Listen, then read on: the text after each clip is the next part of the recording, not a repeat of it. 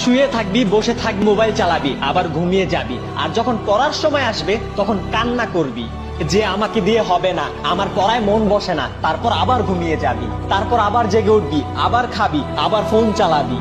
আরে তোর চেয়ে বেটার তো একটি পশুর জীবন। কমসে কম সে এটা তো বুঝে যে তার জন্য কোনটা বেটার। সময় কম, ধীরে ধীরে সময়গুলো চলে যাচ্ছে। আজ তো বাবা মায়ের হোটেলে বসে খাচ্ছিস, কিন্তু কাল তোকে কে খাওয়াবে? কাল যখন তোর ফ্রেন্ড সার্কেল তোর থেকে আগে চলে যাবে, যখন তাদের স্বপ্ন পূরণ করতে থাকবে, তখন তুই রাস্তায় রাস্তায় ঘুরে বেড়াবি আর কান্না করতে থাকবি। আর বাহানা দিয়ে যাবি আমার ভাগ্য ভালো ছিল না, আমার সময় খারাপ ছিল, আমার কাছে এটা ছিল না, আমার কাছে ওটা ছিল না। আরে কাকে বোকা বানাচ্ছিস? কাকে মিথ্যে বলছিস?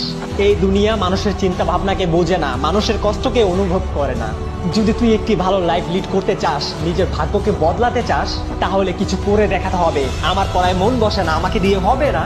আরে বন্ধ কর তোর এই বাহানাবাজি। তোকে দিয়ে কেন হবে না? তুইও তো একটা মানুষ, কি কমতি আছে তোর ভিতরে? তোর কাছে এমন কি নেই যে তোকে দিয়ে হবে না?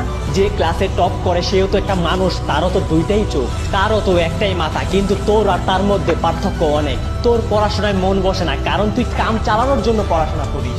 তোর কাছে পড়াশোনা একটি সাকসেস, কিন্তু এটি সাকসেস নয়। এটি জীবনে সাকসেস হওয়ার একটি রাস্তা।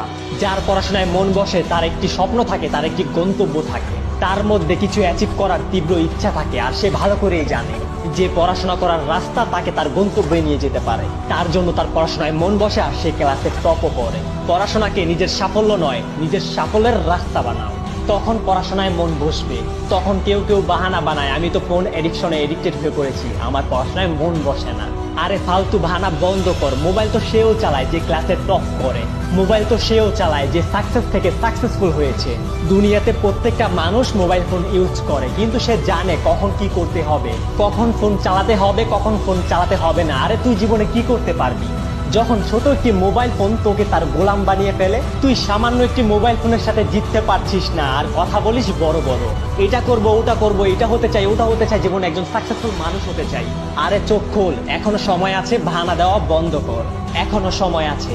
আর যদি এই কথাগুলো শোনার পরেও তোর ঘুম না ভাঙে, তাহলে আজকের পর থেকে আর কোনোদিন মোটিভেশনাল ভিডিও দেখবি না। আর যদি এই ভিডিও তোর মধ্যে পড়াশোনা করার আগুন জ্বালিয়ে দিয়েছে, তাহলে না এই ভিডিওকে লাইক করতে হবে, না কমেন্ট করতে হবে, না সাবস্ক্রাইব করতে হবে।